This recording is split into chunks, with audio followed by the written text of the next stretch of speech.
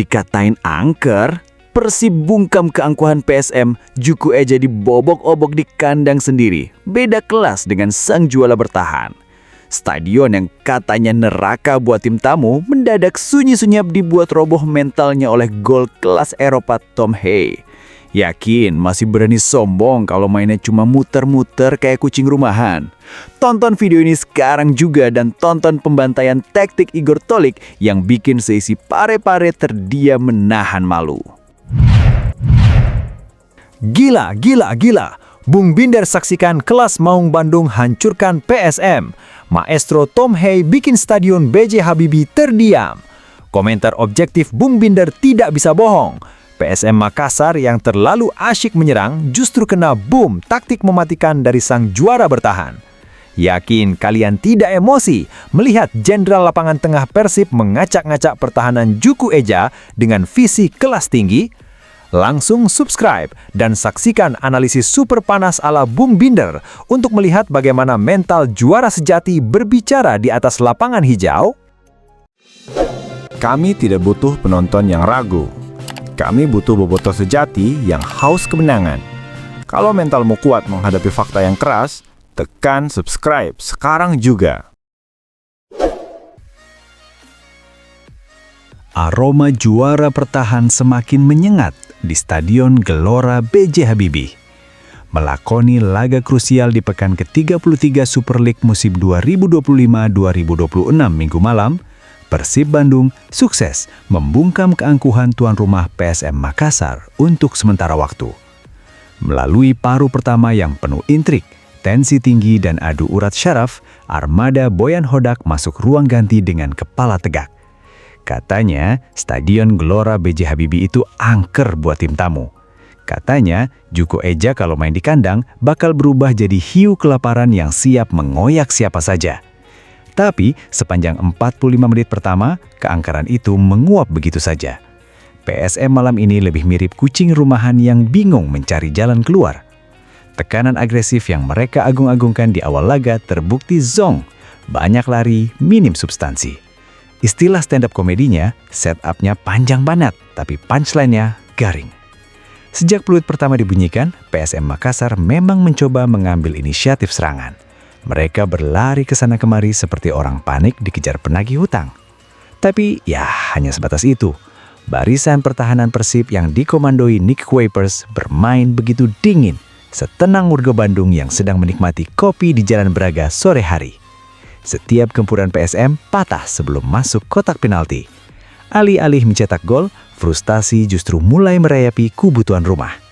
Menit ke-26, Dusan Lagator terpaksa melanggar pemain Persib demi menghentikan serangan balik cepat yang berbuah kartu kuning instan dari kantong wasit. Sebuah pelanggaran yang lahir dari keputusasaan. Memasuki menit ke-30, kelas berbicara. Persib Bandung yang perlahan tapi pasti mendikte permainan, memberikan pelajaran berkelas tentang bagaimana cara melakukan efisiensi serangan. Sang juara bertahan tidak butuh banyak gaya, mereka hanya butuh satu momentum mematikan. Malapetaka bagi PSM lahir di menit ke-32. Berawal dari visi jenius Rosbergne da Silva alias Berginho, sebuah umpan matang dan mematikan dikirimkan langsung membelah jantung pertahanan Juku Eja yang mendadak melongo seperti penonton komedi yang telak mikir. Di sana sudah berdiri sang maestro, Tom Hay. Dengan ketenangan sekelas profesor sejati, pemain berjuluk The Professor ini melepaskan tembakan terukur yang bersarang telak di dalam gawang PSM Makassar. Gol! Stadion B.J. Habibie mendadak hening, kecuali sudut tribun yang diisi oleh bobotoh yang bersorak riuh.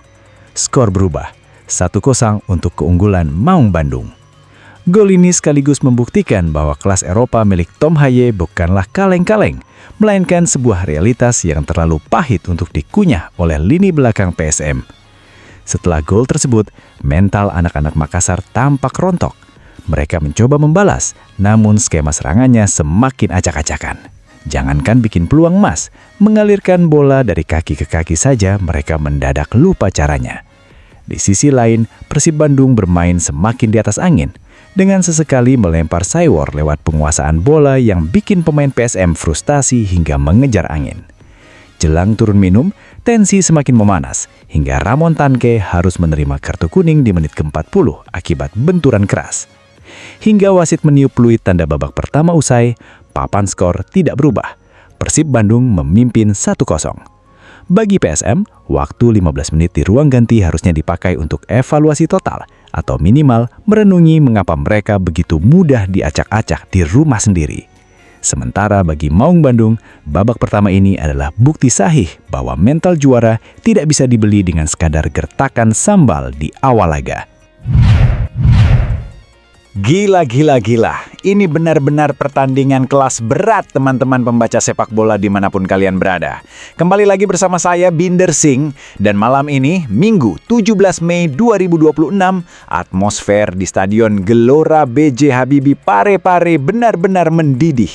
Pekan ke-33 Liga 1 musim 2025-2026 menyuguhkan duel klasik penuh gengsi, penuh determinasi antara PSM Makassar melawan tamunya Persib Bandung. Dan baru saja peluit babak pertama dibunyikan, skor sementara adalah 0-1 untuk keunggulan Maung Bandung. Mari kita bedah secara taktis, secara objektif, apa yang sebenarnya terjadi di atas lapangan hijau sepanjang 45 menit pertama ini. Sejak menit awal, Juku Eja langsung mengambil inisiatif menyerang. Mereka sadar bermain di kandang sendiri di depan pendukung fanatik mereka yang luar biasa. PSM Makassar mencoba melakukan high pressing, menekan lini pertahanan Persib Bandung, dan sempat membuat barisan belakang yang dikawal Nick Kuipers harus bekerja ekstra keras. Aliran bola dari kaki ke kaki diperagakan oleh anak-anak Makassar, tapi disinilah kematangan mental sebuah tim juara diuji, teman-teman. Persib Bandung tidak panik, mereka bermain sangat disiplin, sangat kompak di lini belakang. Dan apa yang terjadi ketika sebuah tim terlalu asik menyerang namun kehilangan fokus dalam transisi bertahan, disitulah petaka datang. Masuk menit ke-32, momen magis itu tercipta. Berawal dari pergerakan cerdik Rosbergne de Silva alias Bergenyo di sisi sayap, dia melihat ruang kosong, dia melihat pergerakan tanpa bola yang sangat-sangat jenius. Bergenyo melepaskan umpan manis, crossing yang akurat, dan di sana sudah berdiri siapa? Sang Jenderal, The Professor Tom Hai. Boom! Tanpa ampun. Dengan ketenangan luar biasa yang menjadi ciri khasnya, Tom Hai mengkonversi peluang tersebut menjadi gol. Gol yang sangat krusial, gol yang beruntuhkan gemuruh stadion untuk sejenak. Sentuhan berkelas dari seorang pemain yang punya visi bermain tingkat tinggi. Persib unggul 1-0. Setelah gol itu, tensi pertandingan justru semakin memanas. Jual beli serangan terjadi. Benturan demi benturan fisik tidak terhindarkan, karena kedua tim sama-sama mengincar kemenangan mutlak. Dusan Lagator dari PSM harus menerima kartu kuning di menit ke-26 akibat pelanggaran keras, disusul oleh Ramon Tanke dari Persib yang juga dihadiahi kartu kuning oleh wasit pada menit ke-40 demi menghentikan serangan balik cepat PSM. Secara taktis, Boyan Hodak sukses meredam agresivitas PSM Makassar di babak pertama ini dengan serangan balik yang sangat efisien. Sementara Bernardo Tavares harus memutar otak di ruang ganti sekarang. PSM tidak bermain buruk, mereka punya kreativitas, tetapi mereka kurang klinis di sepertiga akhir lapangan. Ingat, ini baru babak pertama, masih ada 45 menit kedua yang pastinya akan jauh lebih dramatis, jauh lebih meledak-ledak. Apakah Persib mampu mempertahankan keunggulan demi mengunci gelar juara, atau justru PSM Makassar yang akan bangkit mengamuk di babak kedua?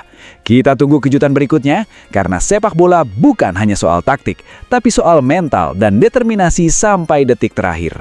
Salam sepak bola. Proses naturalisasi Ciro Alves masuki tahap akhir. Spekulasi kembali ke Persib Bandung sebagai super sub makin mencuat. Proses kepindahan kewarganegaraan penyerang sayap asal Brasil, Ciro Henrico Alves Santi Ferreira S. Silva, atau yang akrab disapa Ciro Alves, dikabarkan telah memasuki tahap akhir. Pemain yang saat ini membela Malut United tersebut dilaporkan tinggal selangkah lagi mengambil sumpah setia sebagai warga negara Indonesia atau WNI. Rampungnya berkas naturalisasi ini langsung memicu gelombang spekulasi panas di bursa transfer sepak bola tanah air, terutama mengenai potensi kembalinya sang pemain ke klub yang pernah membesarkan namanya, Persib Bandung.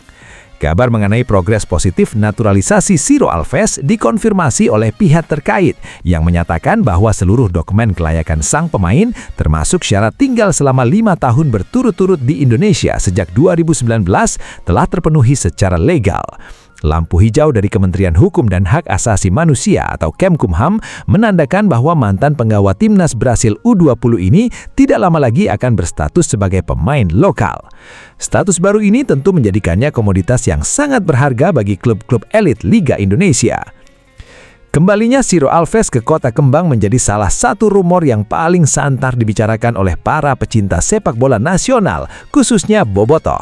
Namun, mengingat usianya yang kini telah menginjak 37 tahun, ia diprediksi tidak lagi diplot sebagai penyerang utama yang bermain penuh selama 90 menit.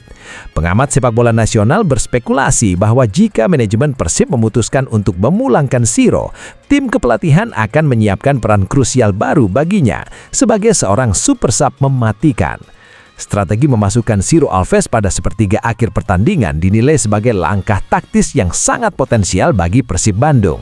Tipikal permainan Ciro yang mengandalkan kecepatan eksplosif, determinasi tinggi, serta fisik yang kokoh dipercaya akan menjadi momok yang menakutkan bagi lini pertahanan lawan yang mulai kelelahan di menit-menit krusial. Ciro memiliki atribut langka yang sangat dibutuhkan untuk mengubah jalannya pertandingan dari bangku cadangan.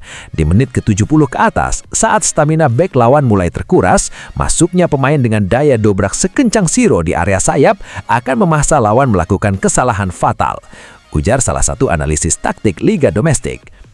Kemampuan Ciro dalam menusuk dari sektor sayap ke dalam kotak penalti inside forward terbukti selalu menghasilkan kemelut dan peluang emas. Skenario menempatkan Ciro sebagai pemecah kebuntuan di babak kedua diyakini mampu menghidupkan kembali memori kejayaan duet mautnya bersama kompatriot asalnya. Dengan status lokal, kehadiran Ciro juga memberikan fleksibilitas taktik yang luar biasa bagi pelatih untuk menyusun komposisi pemain asing di posisi lain. Hingga berita ini diturunkan, pihak manajemen Persib Bandung maupun agen sang pemain belum memberikan pernyataan resmi terkait rumor transfer ini. Namun, dinamika di media sosial menunjukkan bahwa mayoritas pendukung setia Maung Bandung menyambut baik potensi reuni ini. Jika proses perpindahan kewarganegaraan rampung dalam waktu dekat, bursa transfer awal musim dipastikan akan menjadi panggung drama yang menarik untuk dinantikan. Apakah Ciro Alves akan benar-benar kembali mengenakan jersey Pangeran Biru dan menjadi senjata rahasia di menit-menit akhir?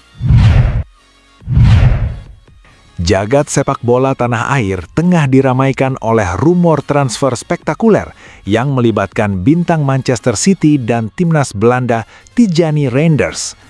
Di media sosial dan berbagai forum dunia maya, spekulasi mengenai potensi sang gelandang berpaspor Belanda tersebut untuk menyusul adiknya Eliano Reinders bermain di kasta tertinggi Liga Indonesia bersama Persib Bandung menjadi topik perbincangan hangat yang sangat viral.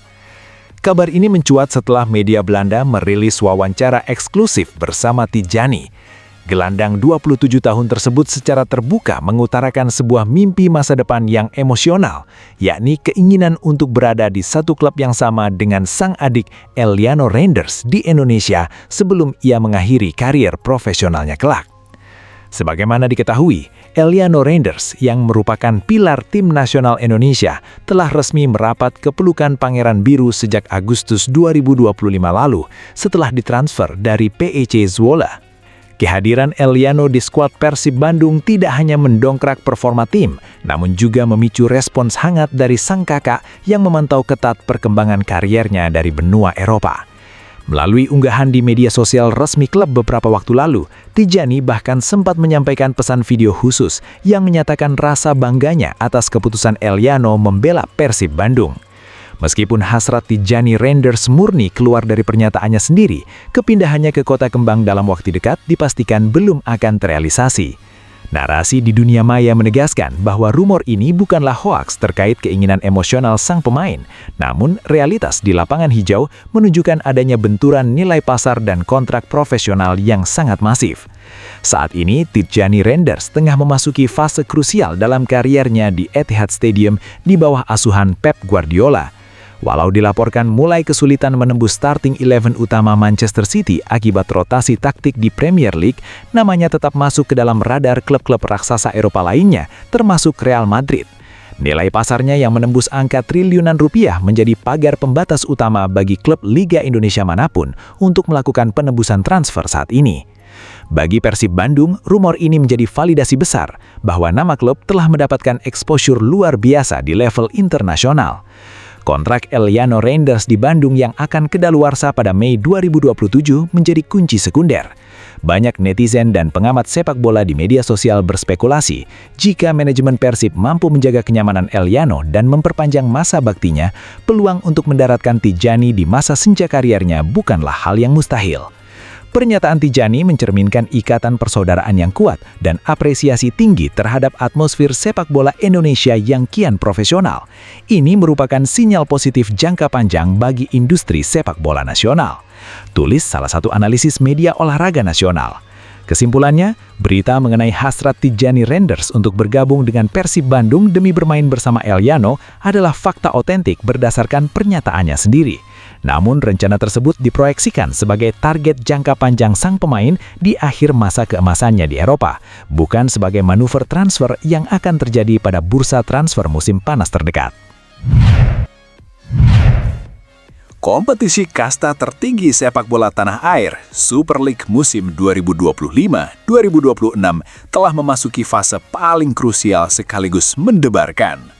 Menyisakan 2 pertandingan pamungkas, persaingan memperebutkan tahta juara kini mengerucut pada 2 kekuatan utama nasional, juara bertahan Persib Bandung dan sang penantang kuat Borneo FC Samarinda.